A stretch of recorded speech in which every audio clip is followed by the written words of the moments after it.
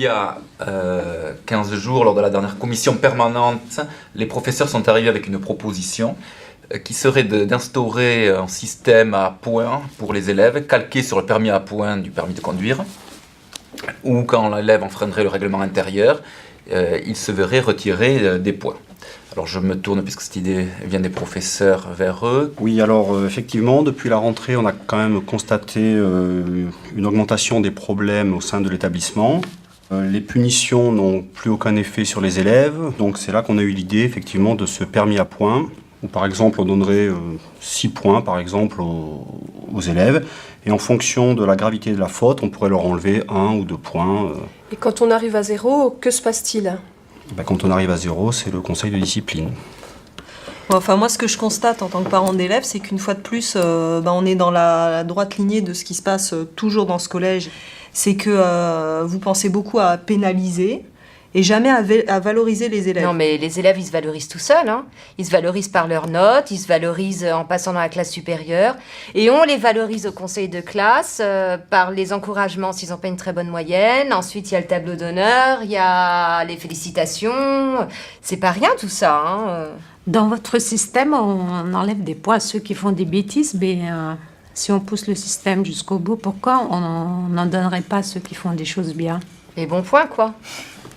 Ouais, mais bon, moi je suis d'accord pour valoriser les élèves, mais alors un élève, il accumule des points, puis il arrive, je sais pas moi, à 34 points, et du coup, ça lui laisse une marge énorme de bêtises à faire, et puis nous, après, on peut plus les tenir. Hein. Sans aller jusqu'au hypothétique 34 points, 6 points sur un permis, ça signifie qu'un élève peut poser de réels problèmes sans être sanctionné. Parce que, enfin, je suis désolé, mais 1 ou 2 points sur le permis, j'appelle pas ça une réelle sanction. Ça entraîne donc un sentiment d'impunité qui est finalement assez dangereux. Pour moi, c'est typiquement la fausse bonne idée.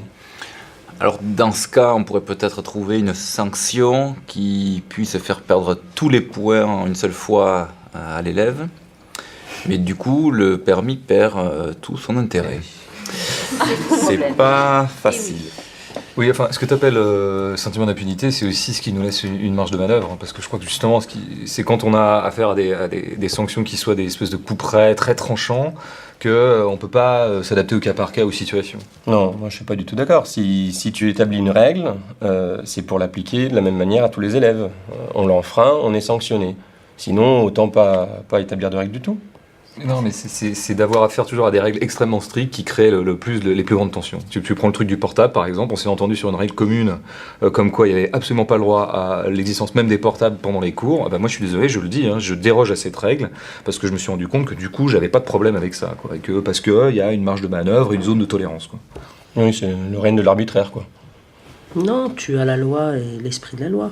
Alors, je sais que vous aimeriez rester jusqu'à minuit, mais ce n'est pas possible. Nous avons d'autres thèmes à aborder, et notamment une question essentielle et très sensible, la machine à café, que les professeurs ont voulu aborder.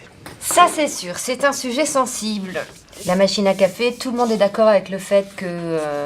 il y a un vrai problème cette année. On est passé du coût de 40 centimes d'euros pour un café à 50 centimes.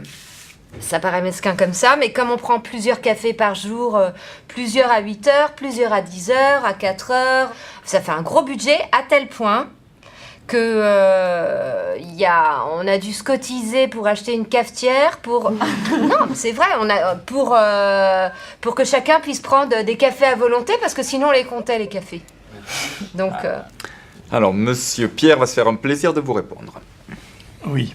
Avant tout, je voudrais quand même rappeler que cette machine, elle a été installée en 2001 pour remplacer une machine qui précédemment nécessitait l'intervention d'une entreprise extérieure pour l'alimenter, pour la réparer, etc.